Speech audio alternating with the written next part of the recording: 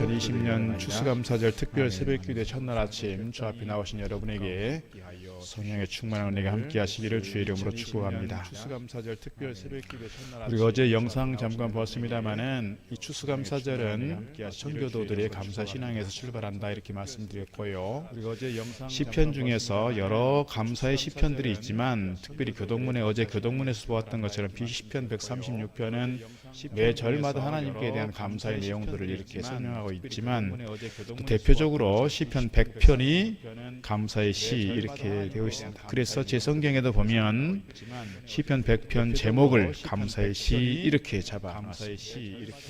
오늘 우리가 감사절을 추수감사절을 준비하면서 우리가 어떤 마음으로 감사할 것인지, 그리고 어떻게 감사로 결선하고 어떻게 감사로 또 새로운 시대를 출발할 것인지 우리에게 잘 가르쳐 주는 것 같습니다.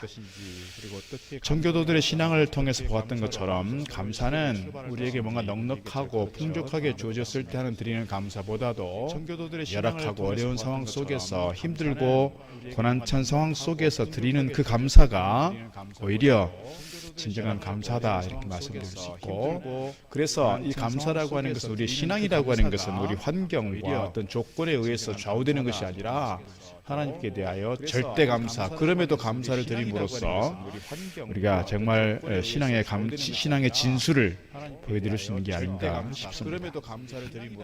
오늘 말씀 몇 절 좀 살펴보도록 하겠습니다. 하나님의 자녀된 자들의 기본적인 자세는 감사와 기쁨이다 하는 것을 오늘 말씀 통해 볼 수 있는데요, 어떻게 보면 우리의 삶의 상황은 슬픔과 고난이 아니라 주를 즐거워하고 감사하는 것이다 이렇게 말씀드릴 수가 있습니다. 물론 이 기쁨은 다른 데서 오는 것이 아니라 복음 안에서 주님께로부터 오는 것이다 이렇게 말씀드릴 수가 있을 것입니다. 1절 말씀에서 이렇게 기록하고 있습니다. 온 땅이여 여호와께 즐거운 찬송을 부를지어다. 온 땅이여. 그래서 1절 말씀에서 이렇게 기록하고 있습니다. 하나님께서 지으신 온 세상 만물들이 지어진 목적이 있고 창조 목적이 있는데 그 목적이 뭐냐? 하나님께 대하여 즐거운 찬송을 부르는 것이다. 지어진 목적이 있고 하나님께서 우주를 창조하실 때 그런 마음으로 창조하셨을 것이고, 오늘 우리를 지으신 목적이 그렇다는 거예요. 그런 점에서 오늘 우리가 늘 하나님께 대하여 즐거움으로 찬송하는 거룩한 사명을 가진 사람들이다 이렇게 말씀드릴 수가 있겠습니다. 우리가 어떻게 보면 뭐 하나 만들었으면 가진 사람들이다 이렇게 말씀드릴 수가, 내 손으로 만든 것이 우리가 어떻게 보면 다른 사람들이 만든 것보다 또 다른 어떤 작품들에 비해서 내가 만든 것이 초라해 보이고 내가 만든 것이 작아 보여도 내 손때가 묻은 것이, 내 마음이 가고 내 정성이 가는 것이 훨씬 나에게는 소중하고 나에게는 귀하다는 걸 볼 수 있어요. 내 마음이 가고 내 정성이 가는 것이, 우리 하나님께서 우리를 지으셨을 때 특별히 택한 백성들에 대해서 그런 마음이 있지 않을까, 그런 마음이 있습니다. 하나님 세상을 만드셨지만, 세상의 우주 만물을 다스리시고 주관하시지만 특별히 하나님께서 너는 내 거야 라고 부르셨을 때 우리 하나님의 거룩한 자녀들에 대해서 하나님은 늘 지켜주시고 사랑하여 주시고 보호해 주시고 우리 가운데 늘 함께해 주시는 줄로 믿습니다. 그래서 오늘 우리가 그 하나님께 나아가 하나님을 찬양하고 예배하는 것 당연하다 이렇게 말씀드릴 수가 있을 것입니다. 2절 말씀 이렇게 기록합니다. 기쁨으로 여호와를 섬기며 노래하면서 그의 앞에 나아갈지어다 그랬습니다. 하나님께서는 오늘 우리가 항상 기뻐하시기를 원한다는 거예요. 그의 앞에 나아갈지어다. 여러분, 자녀들 중에서 우리가 항상 어떤 자녀들은 늘 와가지고 이렇게 막 죽는 소리만, 앓는 소리만 하는 자녀들이 있습니다. 어떤 자녀들은 늘 이렇게 힘들다는 얘기만 앓는 소리만 하는 자녀들이 늘 울상이 되어 있습니다.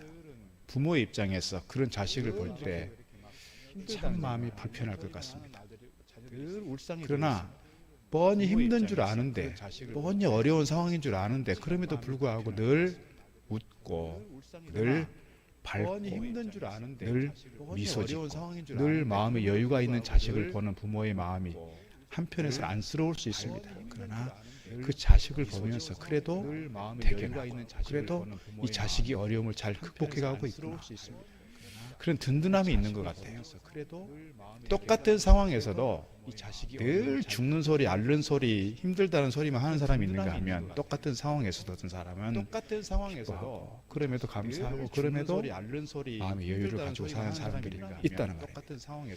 우리 하나님께서 우리를 지으셨을 때 오늘 우리로 하여금 늘 기뻐하며 찬송하도록 부르신 하나님의 거룩한 목적이 있는 자녀들로서 우리가 하나님 앞에 나아갈 때 물론 부르짖고 막 통곡하면 소리에 마음을 토하고 그렇게 기도해야 될 때도 있지만 늘 우리 일상 속에서 늘 이렇게 울상을 짓고 늘 이렇게 슬퍼하고 늘 이렇게 아파하고만 있는 것이 아니라 기쁨으로 주님을 찬양하고 기쁨으로 주님께 예배하는 것, 이것이 오늘 우리가 성도로서 가져야 될 중요한 신앙적 자세다. 기쁨으로 주님께 예배하는 것. 그래서 오늘 2절 말씀에서 기쁨으로 여호와를 섬기며 노래하면서 그 앞에 나아갈지어다. 예레미야가 3장 33절에 이렇게 말씀하고 있습니다.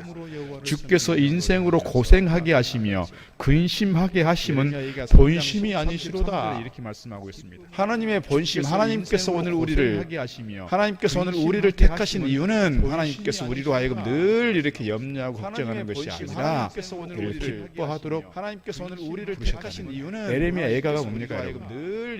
예레미야가 이스라엘을 보면서 이스라엘이 망해가는 그 모습 보면서 눈물로 지은 시가 예레미야 애가잖아요. 그럼에도 불구하고 그 예레미야 선지자를 통해 주신 말씀은 그 이스라엘 백성들이 그런 상황 속에서도 그들에게 뭐예요? 고생하게 하시고 근심하게 하시는 하나님의 뜻이 아니라는 거예요. 하나님은 그들로 하여금 기뻐하고 그들에게 뭐예요? 고생하게 하시고 찬양하도록 하시는 하나님의 뜻이 아니라는 거예요. 3절 말씀에 보면 여호와가 우리 하나님이신 줄 너희는 알지어다. 너희는 알지어다. 그랬어요. 너희는 알지어다. 제가 어제 여호와가 우리 하나님이신 줄 너희는 알지어다. 은혜는 감사를 그랬습니다. 그러니까 감사는 은혜로부터 출발한다. 은혜를 깨닫고 은혜를 기억하고 은혜를 생각하고 은혜로 아는 것에서 감사는 출발한다 그랬어요. 오늘 3절 말씀이 그거예요. 여호와가 우리 하나님이신 줄 너희는 알지어다. 하나님이 어떤 분인지를 우리가 안다면 그 말이에요. 하나님 어떤 분이냐? 그는 우리를 지으신 분이시고요.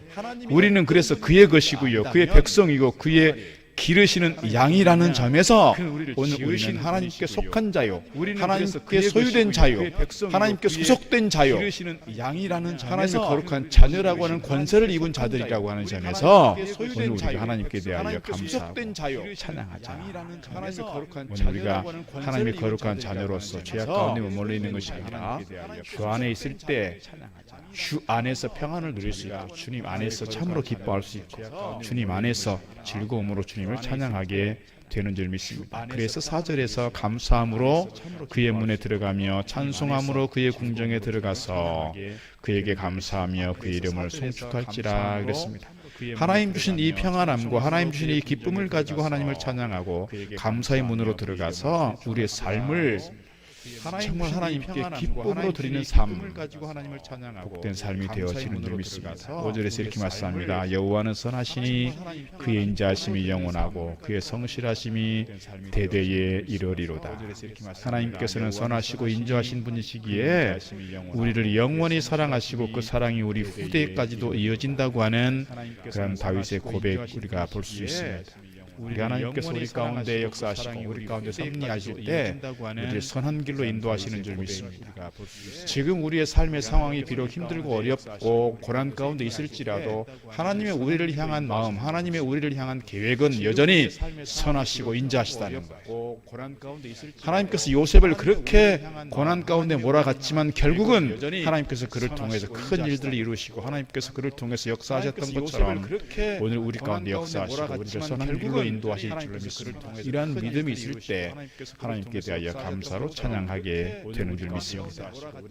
우리가 어제 영상에서 보는 것처럼 1620년 신앙의 자유를 찾아서 102명의 청교도가 메이플라워를 타고 신대륙으로 갑니다. 신앙의 자유를 찾아서 그들로부터 추수감사절이 시작됐다 말씀드렸습니다. 65일 동안 항해를 해서 플리머스라고 하는 지역에 도착했는데요. 그해 겨울을 지나가면서 굶주림으로 추위로 배고픔으로 또 질병으로 44명이 생을 마감합니다. 여러분 상상해 보세요. 배를 타고 몇 달간 왔습니다. 힘겹게. 그리고 한 겨울을 지나는 동안에 그 중에 절반 정도가 돌아가신 거예요. 그러니까 거의 매주 뭐가 있었다는 얘기예요? 장례가 있었다는 거예요. 돌아가신 거예요.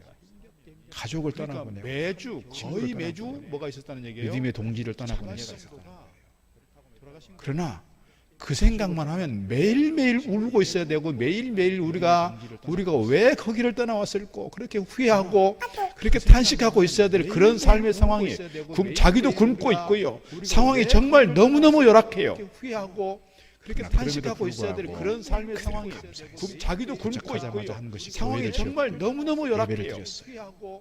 그렇게 탄식하고 있어야 될 그런 삶의 상황이 그 감자 몇 개 넣고 옥수수 몇 개 넣고 추수감사했다. 들에 나가서 칠면조 잡아다가 고기 잡고요. 지금도 그들이 추수감사 때가 되면 칠면조를 하나 이렇게 풀어주는 게 있어요. 들에 나가서 칠면조 잡아. 대통령이 이렇게 하잖아요.